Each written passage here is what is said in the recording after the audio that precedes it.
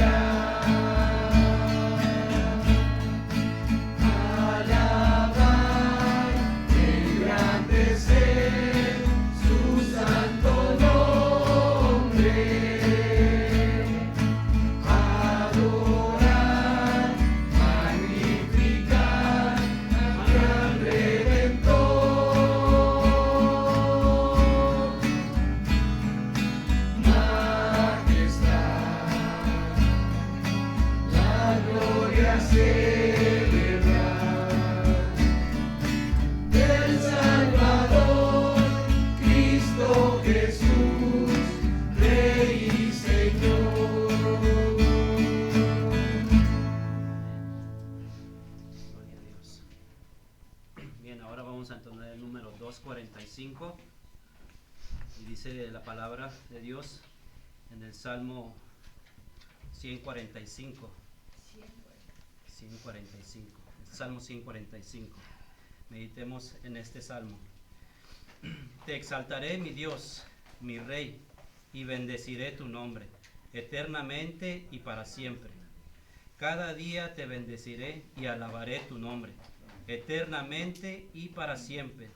Grande es Jehová, y digno de suprema alabanza, y su grandeza es inescrutable. Generación a generación celebrará tus obras, y anunciará tus poderosos hechos.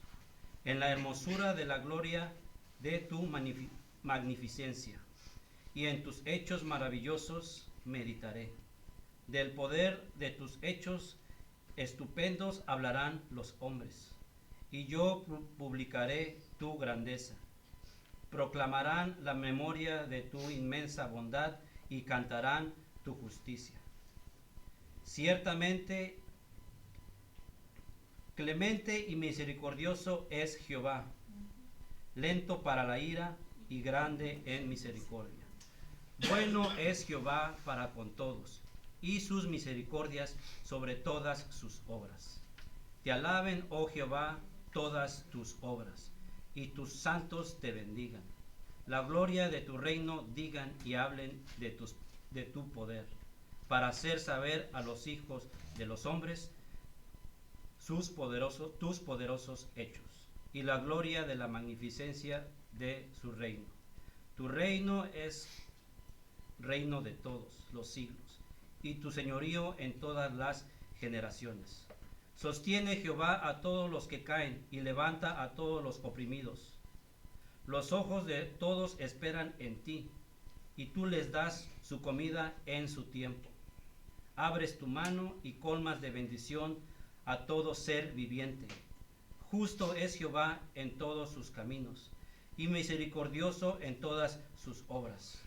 Cercano está Jehová a todos los que le invocan, a todos los que le invocan de verdad. Cumplirá el deseo de los que le temen.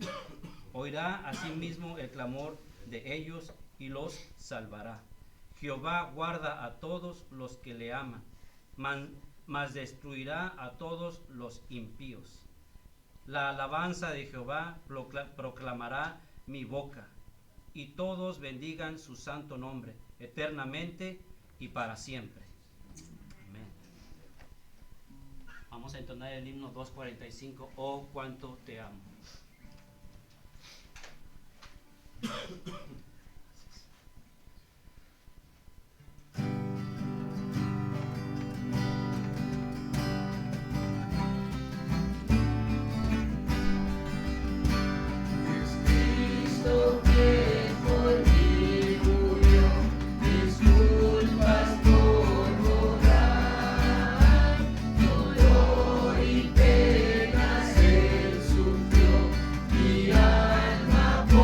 Salvar.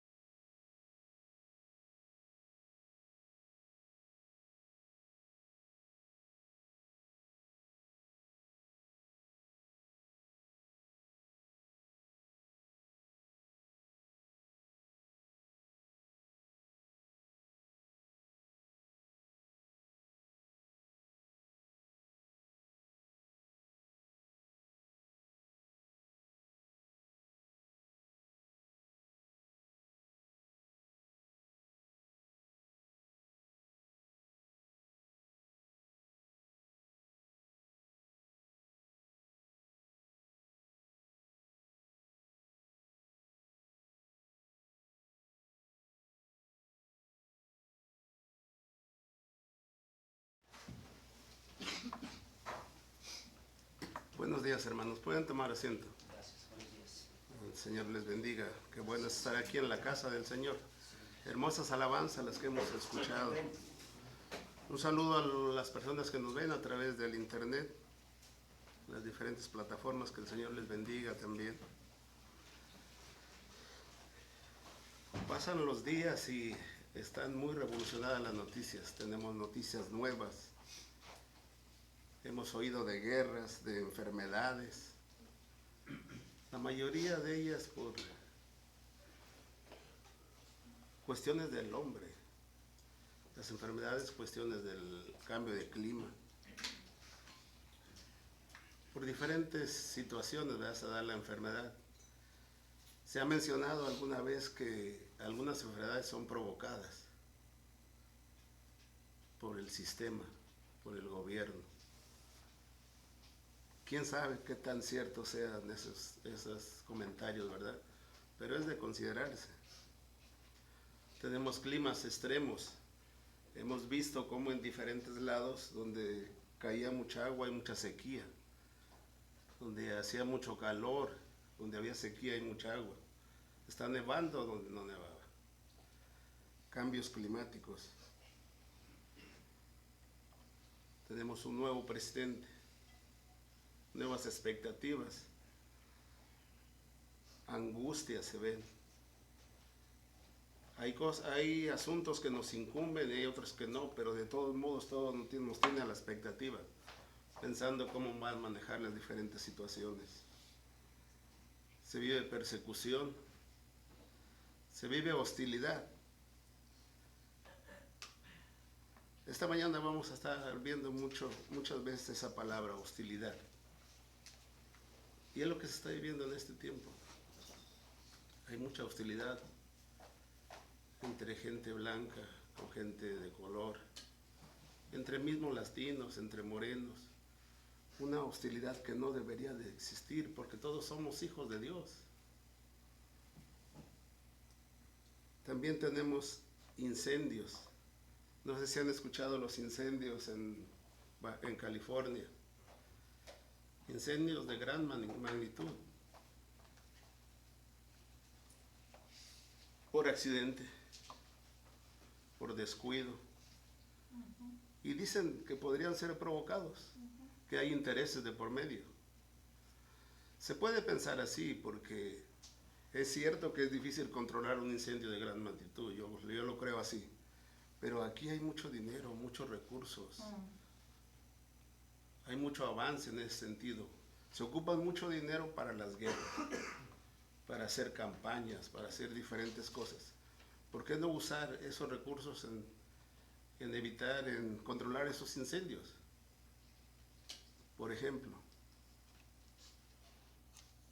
Y hablando de incendios, vamos un tiempo atrás en la historia.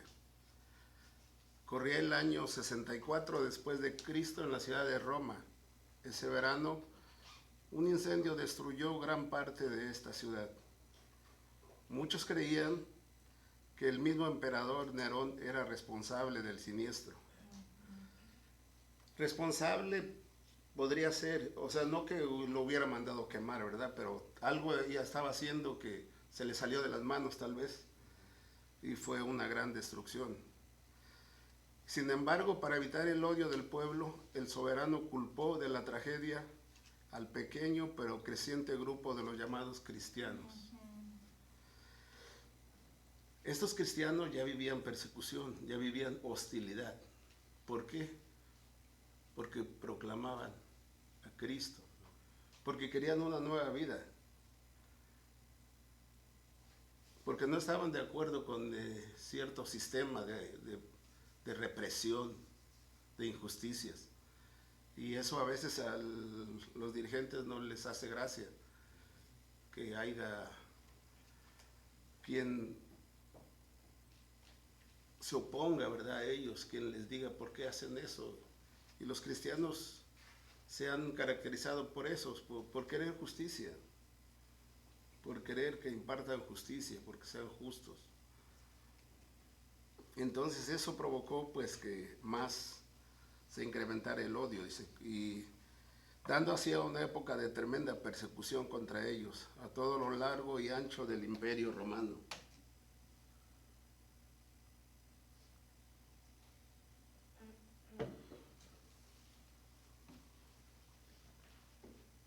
Eran señalados porque trataban de ser justos, de no pecar, de no ir con la corriente del mundo. Hasta entonces el cristianismo se había considerado como una secta procedente del judaísmo, religión que las autoridades toleraban. Fue precisamente en esa época que el movimiento tomó su identidad propia y singular y fue terminantemente prohibido. De repente los creyentes empezaron a ser considerados como criminales, lo que provocó la represión y persecución por causa de su fe. En ese tiempo el apóstol Pablo sintió la necesidad de escribir una primera carta llamada también la primera epístola de Pedro. La escribió para los destinatarios que se hallaban muy lejos de Roma y eran habitantes de Asia Menor. En aquellos lugares tal vez no experimentaban la persecución que estaba viviendo ahí, pero sí sentían hostilidad y burlas por parte de sus coterráneos. ¿A cuántos de nosotros no se han burlado porque dicen que somos cristianos? ¿A cuántos de nosotros no nos han hecho comentarios en forma de burla? No les afecta en nada, al contrario, se beneficiarían de querer vivir como un cristiano, se evitarían muchos dolores de cabeza. Entonces, el escritor les advierte que tendrían que soportar sufrimientos mayores. Hemos hablado de Pedro, sabíamos que ha ido desarrollando un ministerio y así lo vimos, por ejemplo, hablamos del día de Pentecostés, cuando se expresó con gran conocimiento de lo que estaba diciendo en referencia al Señor. En el Concilio de Jerusalén también. El Concilio de Jerusalén fue una reunión importantísima sobre donde trataron lo de la circuncisión. Ahí se reunieron los principales cristianos, los discípulos, el apóstol Pablo, Bernabé y los ancianos, los sacerdotes.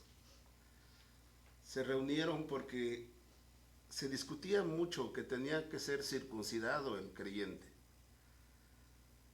Pero ese era antes.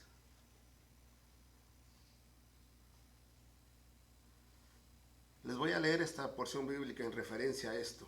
Hechos 15, 1, 12 dice: entonces algunos que venían de Judea enseñaban a los hermanos: si no os circuncidáis conforme al rito de Moisés, no podéis ser salvos. Como Pablo y Bernabé tuviesen una discusión y contienda no pequeña con ellos, se dispuso que subiesen Pablo y Bernabé a Jerusalén y algunos otros de ellos, a los apóstoles y a los ancianos, para tratar esta cuestión. Ellos pues, habiendo sido encaminados por la iglesia, pasaron por Fenicia y Samaria, contando la conversión de los gentiles, y causaban gran gozo a todos los hermanos. Y llegados a Jerusalén, fueron recibidos por la iglesia y los apóstoles y los ancianos, y refirieron todas las cosas que Dios había hecho con ellos. Pero algunos de la secta de los fariseos que habían creído se levantaron diciendo: es necesario circuncidarlos y mandarles que guarden la ley de Moisés. Y se reunieron los apóstoles y los ancianos para conocer de este asunto.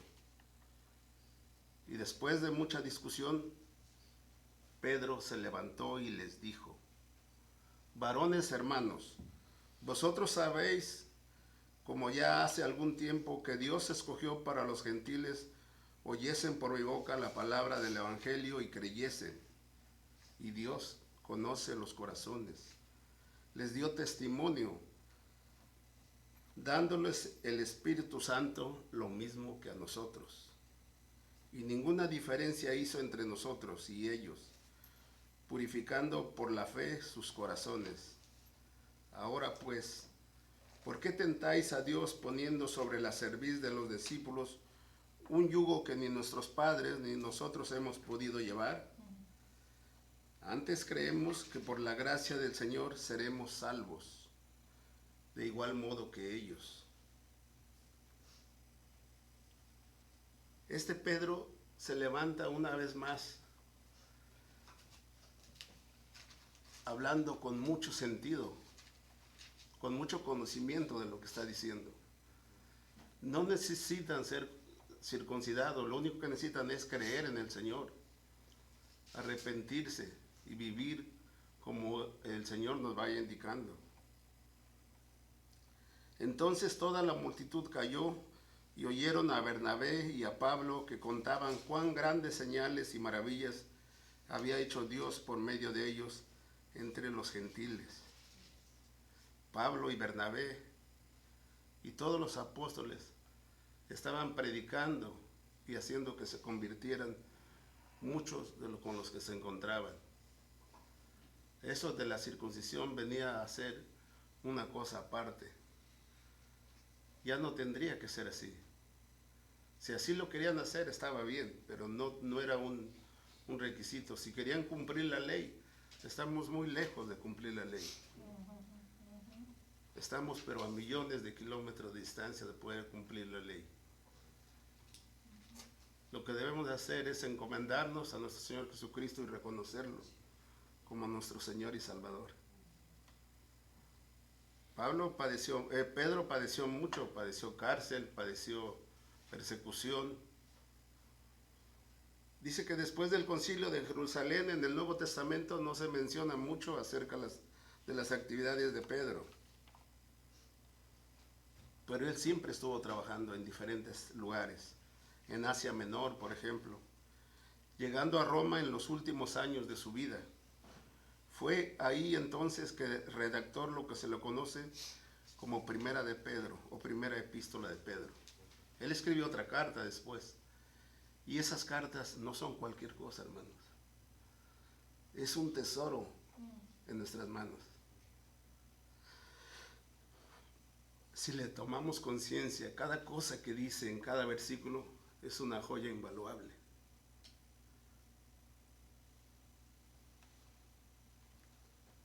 En 1 Pedro 5:12, él menciona a Silvano como su ayudante, como su mensajero, como su secretario.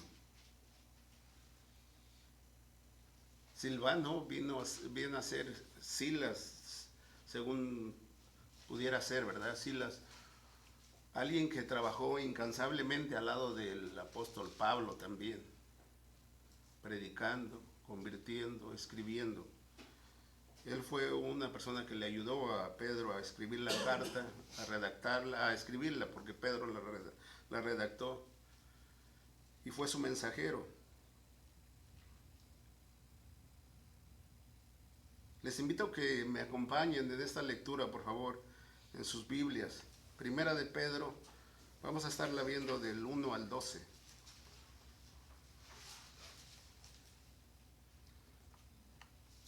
Les voy a pedir que estén ahí y no se separen de ella, porque vamos a ir viendo punto por punto lo que se nos quiere enseñar en este pasaje bíblico.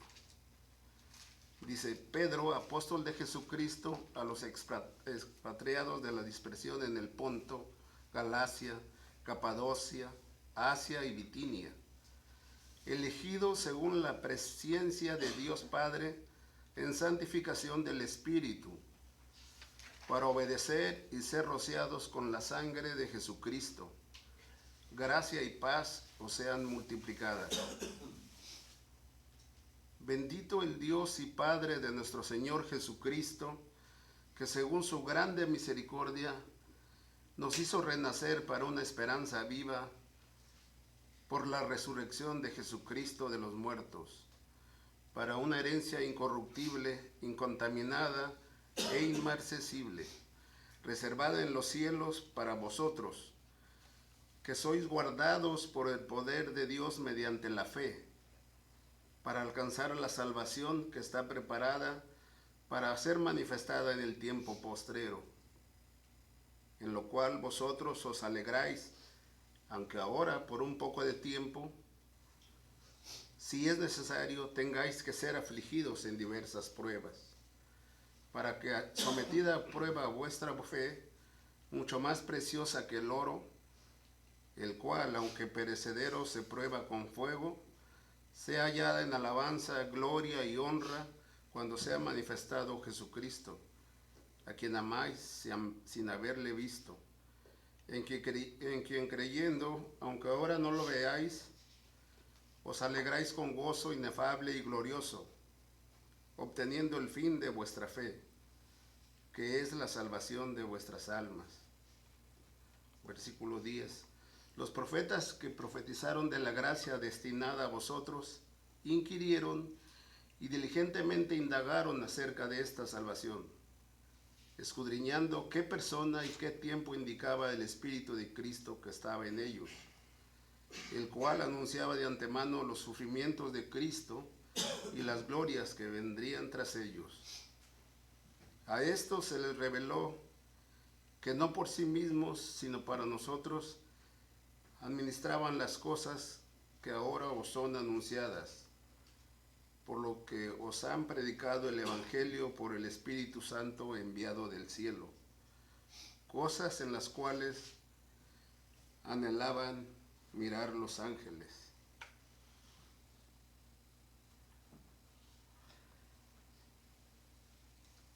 Nosotros la vemos, una carta, una parte de esta primera carta, si no le ponemos atención, si no la escudriñamos como debiera, es como cualquier otra cosa. Pero yo les decía, es un tesoro invaluable. Aquí el escritor se identifica en el primer versículo como Pedro. El contenido de la enseñanza también manifiesta que él es el legítimo autor, porque se asemeja a lo que hizo en el Pentecostés, en el Concilio de Jerusalén, en el libro de los Hechos. Algunos han argumentado que es imposible que Pedro, que era pescador en Galilea y que no había tenido ninguna educación formal, se expresara en lenguaje tan rico y estilo literario tan elevado. Pero él ya había predicado durante mucho tiempo, ya había enseñado en el mundo griego por muchos años antes de enviar esta carta. A través de nuestros estudios en la Biblia hemos podido ver que se conocen más datos de él acerca de sus experiencias y personalidad que de los demás discípulos. Esto no quiere decir que los demás no sean importantes. Son igual de valiosos, igual de importantes. Su trabajo es de reconocérseles también, a todos y cada uno de ellos. Es de gran provecho estudiar los evangelios y darnos cuenta de su posición de liderazgo. Era el vocero de los apóstoles y mostraba entusiasmo y lealtad para Jesús y su misión. Nosotros hemos estudiado de él. Recordamos que al principio era evidente que no había comprendido lo que Jesús enseñaba sobre el sufrimiento. No aceptaba que el Señor tuviera que sufrir y que sus discípulos tuvieran que sufrir y que la gente tuviera que sufrir. Él no aceptaba eso. Fue hasta después de la resurrección que Pedro manifestó una comprensión más clara del propósito redentor de Jesucristo, mostrando un valor extraordinario. Al redactar esta carta, ya tenía 30 años de experiencia en el ministerio, por lo que habla con gran madurez acerca de los padecimientos en la vida de los cristianos. Esta carta originalmente está dirigida a los que vivían en 5 provincias romanas situadas en la que ahora es el país de Turquía. Pero la misiva debía hacerse circular entre todas las congregaciones, entre todos, entre nosotros mismos. Esto es para nosotros, es para bendición de nosotros también. ¿Por qué para nosotros? Porque también nosotros somos cristianos. También nosotros experimentamos persecuciones insoportables.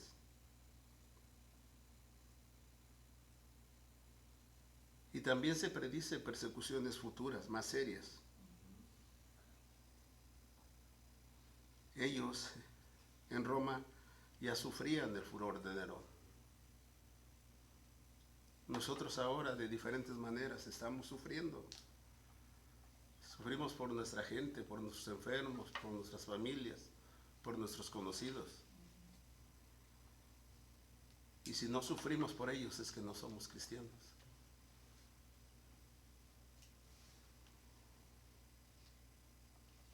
Sabía que la situación empeoraría, por eso les escribe, para enseñarles cómo conducirse bajo estas circunstancias difíciles. A ellos y a nosotros tenemos que aprender, tenemos que refugiarnos en la palabra del Señor. Cuando uno vive en un ambiente hostil, la prioridad es sobrevivir y tratar de hablar y actuar de tal manera que se evite el peligro.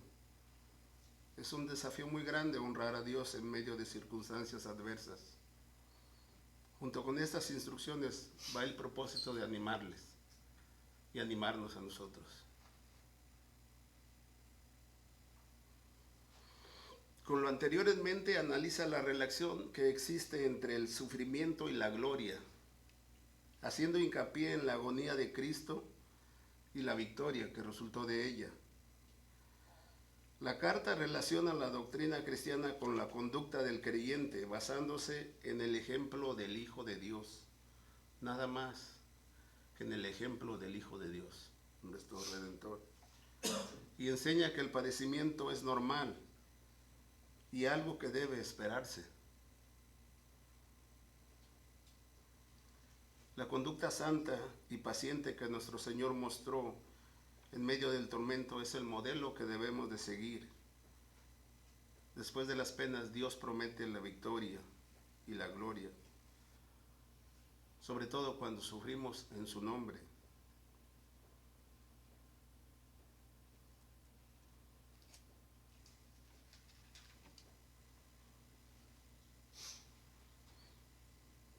Vive seguro en un mundo incierto. Versículo 1. Está hablando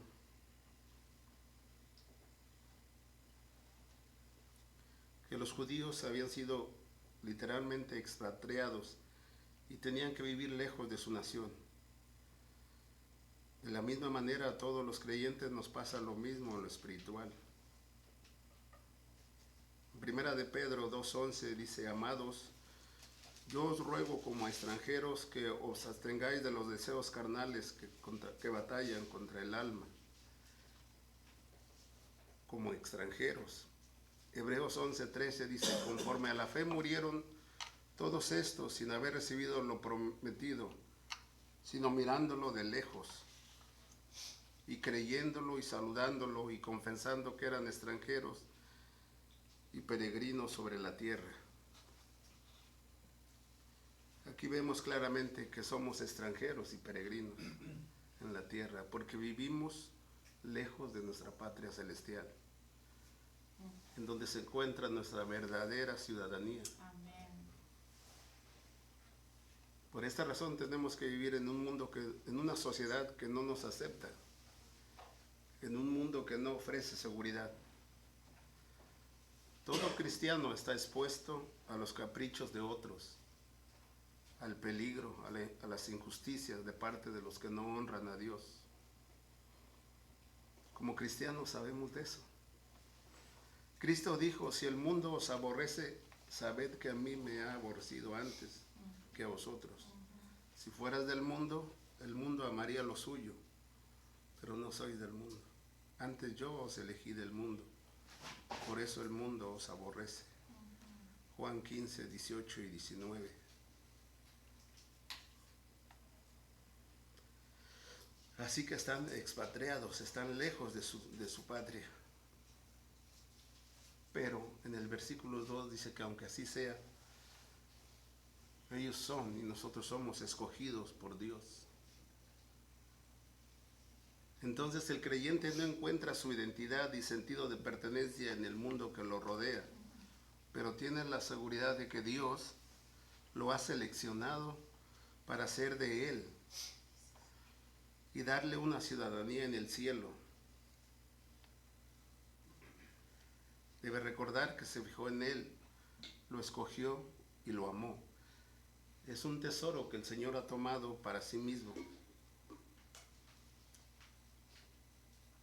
Este versículo 2 especifica los pasos sobrenaturales que el Altísimo dio con el fin de salvarnos, indicando que cada una de las personas de la divina providencia, de la divina Trinidad, participó en este proceso. Dice que elegido según la presencia de Dios Padre en santificación del Espíritu, para obedecer y ser rociados con la sangre de Jesucristo.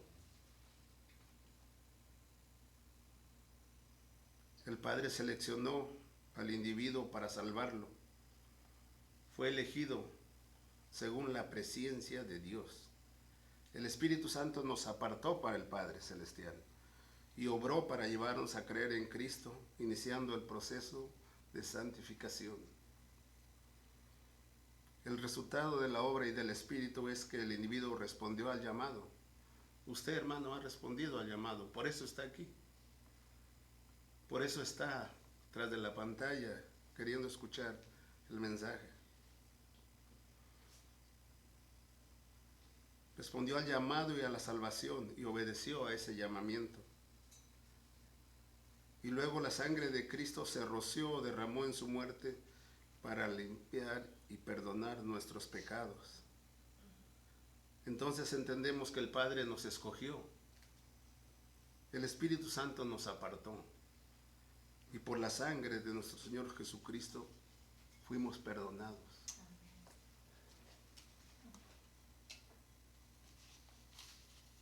Si lo escuchamos de una manera vaga, no lo entendemos. Es un misterio que a simple vista no se comprende.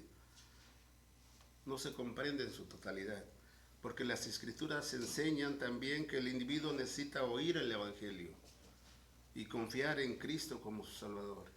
Hay que oír el Evangelio, hay que leer la Escritura, hay que analizarla, hay que confiar en Cristo y entender que no fue el hombre el que tomó la iniciativa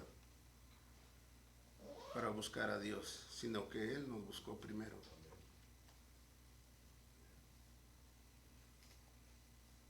La salvación comenzó por el Creador y de Él depende.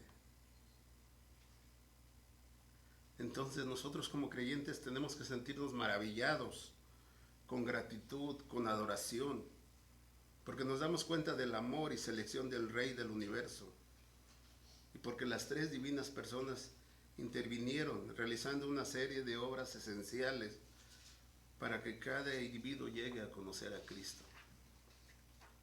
Debemos sentirnos seguros y animados, aún en medio de la hostilidad que encontramos en el mundo, aún en medio de la incertidumbre, de la angustia, aún en medio del llanto, del dolor.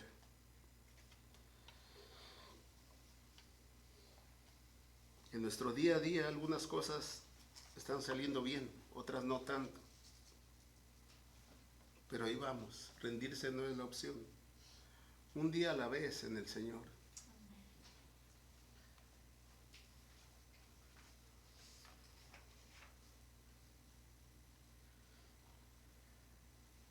Entonces, versículo 2, no solo nos eligió, en el versículo 3 nos habla claramente que nos hizo hijos de Dios.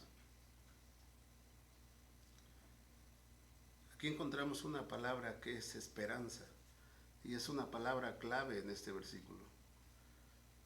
El que está en peligro y se siente inseguro e intranquilo la necesita urgentemente. Pero no es cualquier esperanza, es la esperanza de la que habla la Biblia, esperanza en el Señor. Es algo concreto que Dios ha prometido y por lo tanto respalda y es segura. Si el presente no nos ofrece seguridad y optimismo, entonces necesitamos esperar algo bueno en los días que vendrán.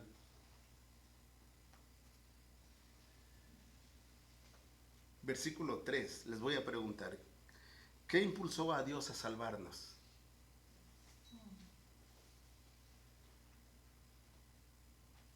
Dice la Escritura que su grande misericordia.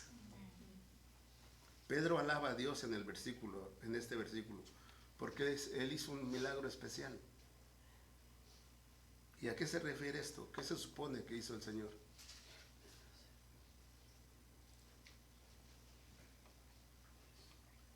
Nos hizo nacer de nuevo. Cuando confiamos en nuestro Salvador, tuvo compasión, condescendió y decidió regenerarnos. ¿Cuántos de nosotros no andábamos perdidos, sin rumbo? Yo en lo personal. El Señor me ha ido regenerando. Es un trabajo duro, arduo. Es la lucha contra la carne.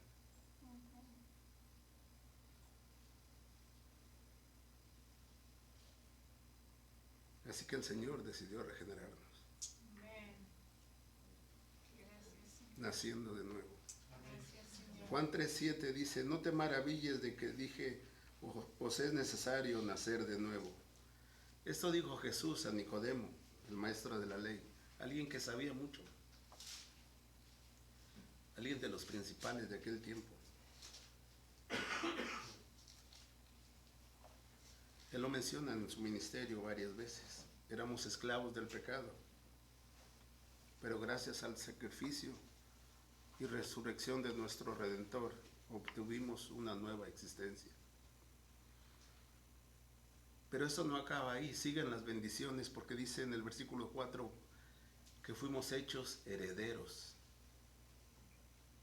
Así que nacer en la familia del Padre Celestial tiene consecuencias positivas, hermosas.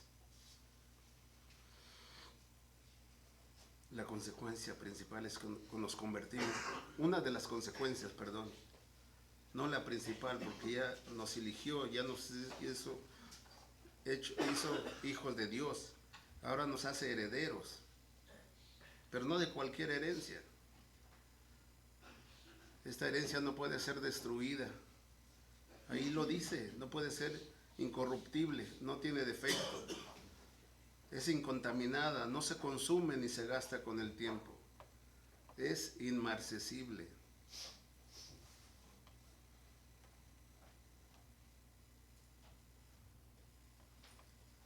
Hemos sido preservados por el poder de Dios.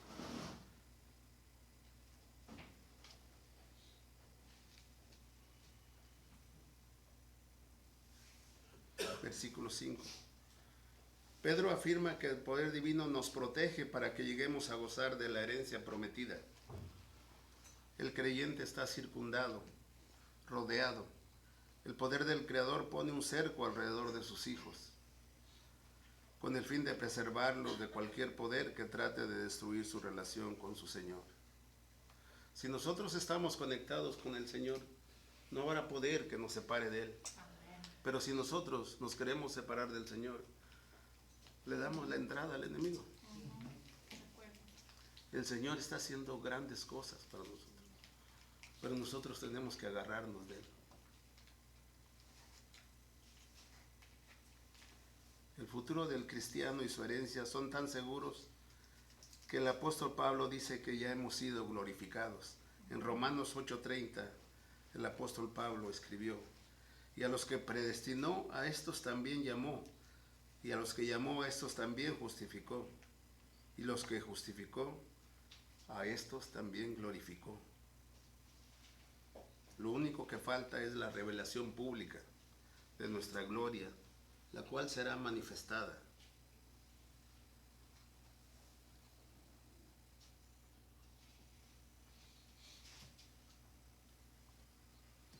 Un hombre de Dios exclamó, ¿quién puede quejarse de los problemas durante el viaje si el camino se dirige a casa?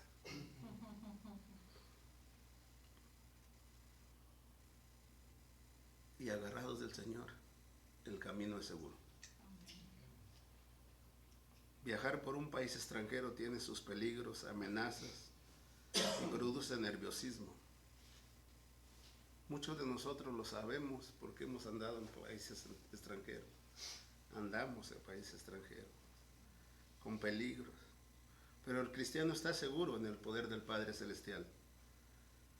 La Santísima Trinidad intervino para redimirlo y está esperando la herencia gloriosa que recibirá cuando llegue a su patria y hogar celestial. Somos la mayoría sudamericanos. Si nos mandan para nuestro país, nos vamos agarrados de la mano del Señor.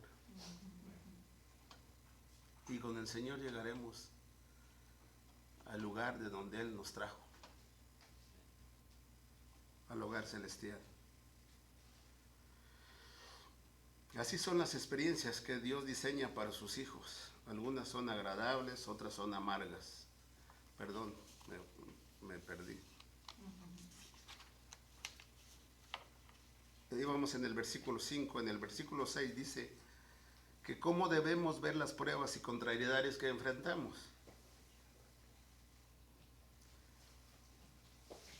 En ese versículo Pedro nos habla de verdades acerca de las penas de los creyentes, de las tribulaciones. Y son de diferente manera.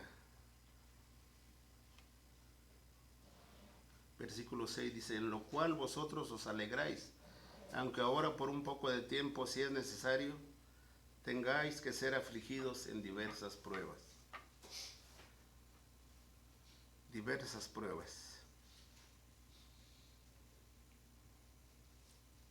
Pruebas temporales, por un poco de tiempo.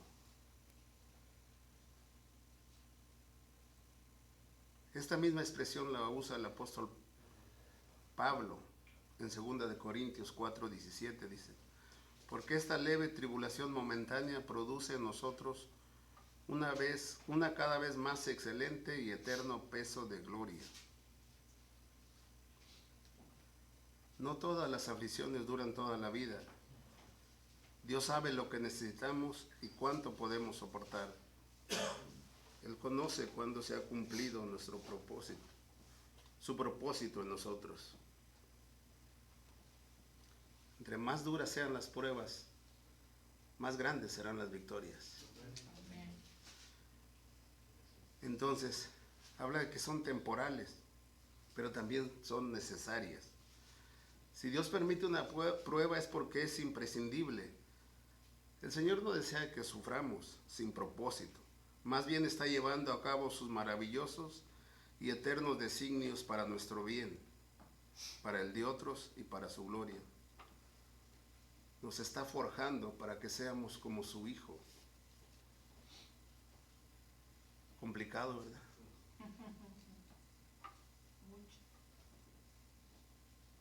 Pero si seguimos ese camino, difícil vamos a llegar. Pero si seguimos ese camino, viviremos más tranquilos. Para que mostremos al mundo cómo es su divina persona. Nos está preparando para llegar al cielo.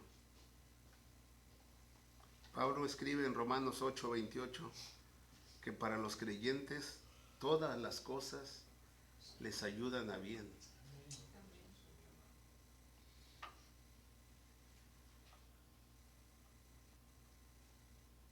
Y estoy pensando si decirles esto, porque esto no tiene nada que ver. Pero dicen en el mundo, he escuchado alguna vez que a veces hasta una cachetada es buena para hacernos reaccionar, ¿verdad? Y aquí habla de pruebas, dice que todos nos ayudan para... Sí, diferentes pruebas. Recordemos el pastel que prepara la madre o la esposa. Utiliza en su elaboración varios ingredientes que aisladamente no tienen buen sabor. Como ocupa harina, ocupa huevo, polvo para hornear, manteca. Si usted se come un huevo crudo, pues no le vas a ver nada bien. O la harina sola, o la manteca. Por lo menos es algo de lo que no me gusta ni ver a mí. no vas a ver a nada de eso, le vas a ver mal. Ocupa para el pastel azúcar y la fruta, esa sí está buena. Esa sí pasa. Esa sí pasa. Así que de la misma manera son las experiencias que Dios diseña para sus hijos. Algunas son agradables y otras amargas. Pero todas contribuyen para hacer un pastel bello y sabroso cuando sale del horno. Entonces, temporales, necesarias, pero también son difíciles. El lenguaje de Pedro demuestra que él sentía junto con los destinatarios el dolor de las pruebas que estaban pasando. Sabía cuán pesadas eran y que podían causar trastornos físicos, mental y emocional. Él conocía lo penoso, doloroso y deprimente que pueden ser los problemas que enfrentamos. Todavía podía recordar el miedo y la vergüenza que sintió la noche en que negó a su Señor, los azotes y amenazas que sufrió por parte del concilio. En el libro de los Hechos se nos menciona, en el capítulo 12, del 1 al 12, cuando tengan oportunidad de verlo, se habla de que Pedro fue encarcelado y posteriormente liberado por un ángel enviado del Señor. Hemos ido alguna vez a ese pasaje bíblico, nos hemos dado cuenta de la grandeza de Dios. Él envió a su ángel que quitara cadenas, que lo liberara. Pero sí, él padeció, él mismo lo menciona, él sufrió azotes. Dice que traía a la memoria la prisión y el peligro de muerte en que se había encontrado. Él había experimentado en carne propia lo que es sufrir por Jesucristo, pero había aprendido a ver todo esto desde el punto de vista divino y de la eternidad. Así que son difíciles las pruebas, temporales, necesarias, difíciles, y son variadas. Ya lo mencionaba antes, como el pastel que prepara la esposa. Son diferentes, algunas amargas. Así como los múltiples colores del arco iris son diferentes, así es la gama de problemas. Impactan el cuerpo, la mente o las emociones. Afectan nuestro matrimonio, los hijos, la familia o los amigos. Y en ocasiones ponen en peligro la vida. Provocan soledad, nos incapacitan, nos debilitan. Entonces Dios no promete la desaparición de ellos por completo, sino que los ejemplos en la Biblia muestran que las dificultades son una circunstancia normal para los humanos. Después de una prueba puede comenzar otra, de distinta naturaleza tal vez, más difícil, más sencilla. Pero se nos dice que pasaremos por diversas pruebas. Yo no se las voy a mencionar, pero a principios de años teníamos una pequeña prueba ahí en la casa, y batallando por un asunto ahí que no, el Señor nos dio la salida. El otro día ya estaba resuelto el asunto. Y pensamos qué vamos a hacer, cómo le hacemos. Hace 15 días igual. No eran pruebas graves, les aclaro, pero eran cositas que inquietan a uno. Pero el Señor nos da la salida. Él nos dice, ten paciencia, yo estoy actuando. Yo estoy actuando en tu favor. Yo estoy contigo. En el versículo 7 nos habla de una manera hermosa. Dicen que las tribulaciones refinan la vida espiritual. Las tribulaciones no son para que nos acabemos, son para prepararnos. Aquí habla del oro y dice que lo que purifica el oro es el crisol. El encargado calienta el oro en una caldera hasta hacerlo líquido. Poco a poco la llamada escoria, lo que no es oro, sube a la superficie. Así que con cuidado y paciencia va quitando todo lo que flota. Después observa atentamente hasta que no quedan materiales contaminantes y la superficie brilla con claridad. Dicen que cuando el oro es 100% puro, el acrisolador puede ver su propia imagen reflejada en él, porque se asemeja a un espejo. En Génesis 1:27, la Biblia dice que Dios creó al hombre y al varón a su imagen, a su semejanza. El Señor nos está depurando. El Señor quiere ver su imagen en nosotros. Por medio de las pruebas, el Señor nos está limpiando. Job 23:10 dice: mas Él conoce mi camino, me probará y saldré como el oro. Amén. Qué bella esta comparación del acrisolador con Dios y la comparación del oro con la fe. El Creador está depurando pacientemente nuestra fe. Y no es fácil, porque como creyentes se requiere que pasemos por el fuego de las pruebas y de las tribulaciones. Pero ¿qué creen? Vale la pena. Vale la pena. Pedro dice que la fe es más valiosa que el oro. El oro perecerá, pero la confianza en Dios trae resultados.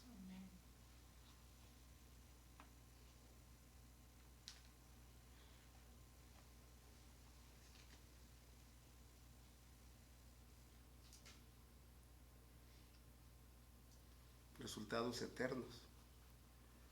La fe produce la alabanza divina, la gloria y la honra para nuestro Señor Jesucristo. Tal vez hayan oído de Ignacio, un líder cristiano de la antigüedad. Él fue encarcelado por su fe en Cristo, pero llamó a sus cadenas perlas espirituales. Algunos de ustedes lo ha de haber oído en más de una ocasión.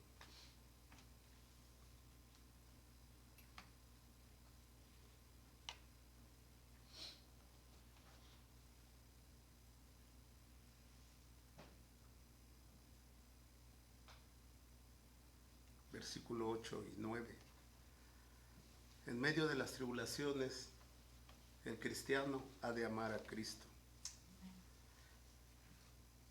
Si nos damos cuenta, aquí la alegría que Pedro menciona es muy intensa y fuerte. Un sentimiento interno, profundo, inexpresable y glorioso.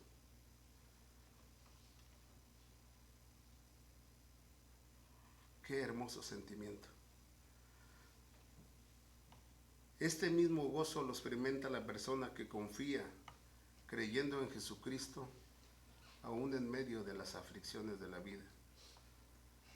Versículo 9 dice que el creyente que confía, que ama a Cristo y que goza esta relación profundamente, está experimentando el resultado de su fe. Es un fruto de la nueva vida que tiene en Cristo. Así que estos dos pasajes vemos que los cristianos podemos saborear y disfrutar por lo pronto una muestra de la gloria que gozaremos en la presencia del Señor. Ya podemos disfrutar, ya podemos empezar a vivir más tranquilos. Las claves son que debemos de amar a Cristo, confiar en Él, regocijarnos, apropiarnos, obtener lo que la salvación nos provee. Así que no solo esperamos el futuro glorioso, ahora podemos empezar a experimentar el gozo. Dios decide qué experiencias vamos a pasar. Nosotros decidimos cómo vamos a pasarlas. Si estamos agarrados de la mano de Dios y confiando en Él, haciendo nuestra parte, todo va a estar bien.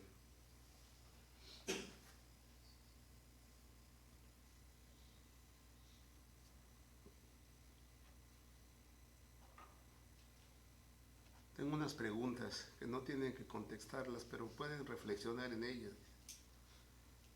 Porque todos de alguna manera estamos experimentando algún problema. ¿Qué tipo de tribulación está usted experimentando? Yo tengo las mías, mis pruebas, mis angustias. Cada uno tenemos algo que nos está quitando el sueño. Pero ¿cómo crees que Dios está fortaleciendo su fe por medio de este problema? El Señor nos quiere llevar al cielo. ¿Cómo puede hacer para que su alma vaya al cielo? Busquemos del Señor. Él nos dará la respuesta. Un día en la mañana estaba por irme a trabajar con mi hijo y una señora con un morralito toca la ventana del carro. Nos dio un folleto que habla del Señor. Nos pidió de favor, dice, léanlo. Que sea el Señor el que les hable. Solo lean. Así yo les invito a ustedes, leamos la Biblia. Que sea el Señor el que nos hable por medio de ella.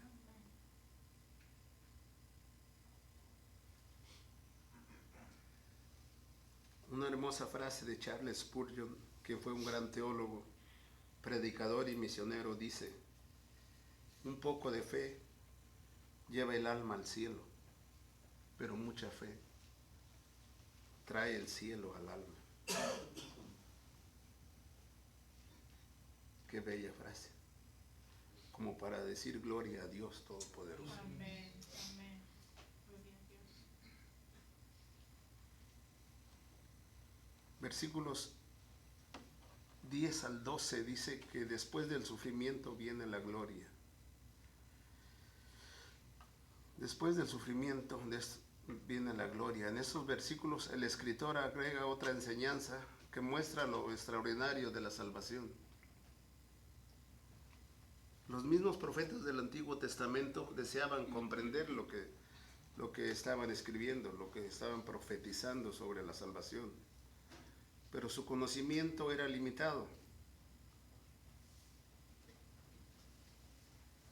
Aún los ángeles del cielo deseaban conocer las grandes obras que Dios planeaba y que planea. Versículo 10 dice que los profetas anunciaban que el Mesías traería bendición al mundo. Recibieron muchas profecías acerca de Jesucristo, pero no entendían el significado en sí de todo lo que escribían y se dedicaban a estudiar atentamente las promesas divinas y las escrituras. Querían entender la bendición que el Mesías traería al mundo. No entendían por qué había de haber sufrimiento y gloria. Entre las profecías decían que el Mesías sería un personal poderoso y victorioso, y les hacía preguntarse en qué tiempo y en qué clase de circunstancias podría el Mesías ser una persona sufrida y a la vez victoriosa.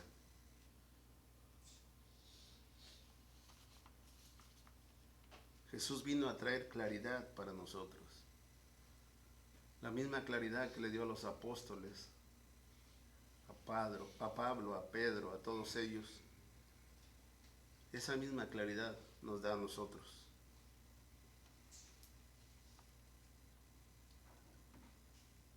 Un pasaje muy bonito en Lucas 24, 25, 27 es cuando Jesús habló con los discípulos en el camino de Emaús. Les expuso este mismo tema para que entendieran que el Mesías tendría que sufrir y después ser glorificado. En el 25 empezamos, dice: entonces les dijo: oh insensatos y tardos de corazón, para creer todo lo que los profetas han dicho. ¿No era necesario que el Cristo padeciera estas cosas y que entrara en su gloria? Y comenzando desde Moisés y siguiendo por todos los profetas, les declaraban en todas las escrituras lo que de él decían.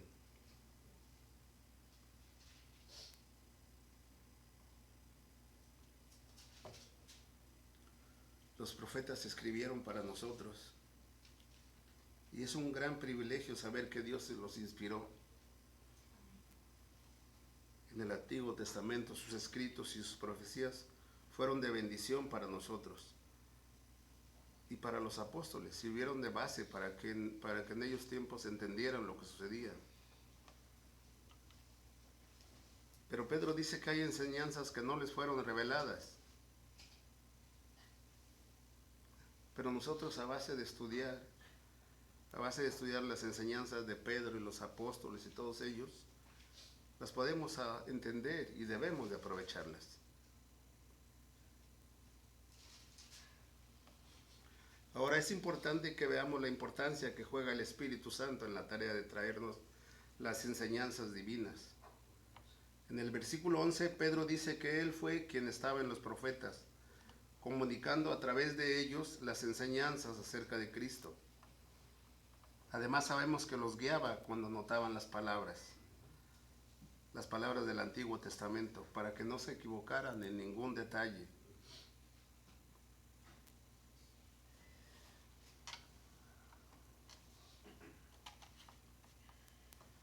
En primera de Pedro, versículo 21, podemos ver que dice la Escritura, porque nunca la profecía fue traída por voluntad humana, sino que los santos hombres de Dios hablaron siendo inspirados por el Espíritu Santo. Y en segunda de Timoteo 3:16 dice la Escritura que toda la Escritura es inspirada por Dios y útil para enseñar, para corregir, para redarguir, para instruir en justicia. Entonces vemos que en el versículo 12 señala que el mismo Espíritu Santo estaba en los que predicaban el Evangelio. El Espíritu Santo estaba en Pedro, en Pablo, en todos ellos. El mismo Espíritu Santo nos acompaña cuando nosotros queremos predicar la palabra. Debemos entender que no lo vamos a poder hacer solos. El Espíritu Santo es el que nos guía y nos guiará. Así que nos tocó a los cristianos entender esto, que el Hijo de Dios vino del cielo y sufrió mucho y murió por nosotros. Y sabemos que regresará en gloria y poder para juzgar a hombres y mujeres y para reinar sobre el mundo. Entonces podemos entender que la enseñanza es que los cristianos experimentamos primero el sufrimiento y después disfrutaremos la gloria. El ejemplo de nuestro Señor Jesucristo lo confirma.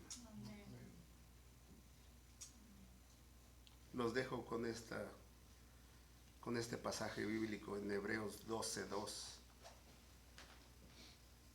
Puesto los ojos en Jesús, el autor y consumador de la fe, el cual por el gozo puesto delante de él, sufrió la cruz, menospreciando el oprobio,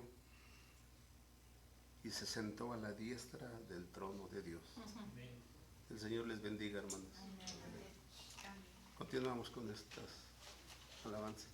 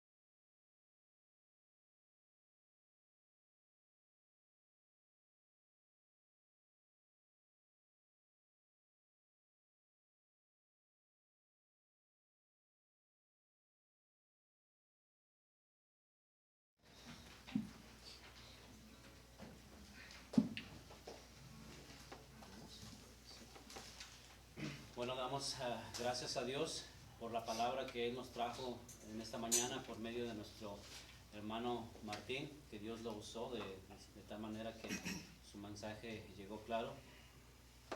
Pedimos a Dios que obre en ese mensaje en nuestro corazón y que nos traiga fe, fortaleza y esperanza, que sigamos confiando en Dios, como dijo el hermano Martín. Leamos nuestra Biblia para fortalecer nuestra fe en Dios. Vamos a continuar alabando al Señor con este himno. Se llama Rey de mi corazón. Dice la palabra de Dios: cuán amables son tus moradas, oh Jehová de los ejércitos. Anhela mi alma y aún ardientemente desea los atrios de Jehová. Mi corazón y mi carne cantan al Dios vivo.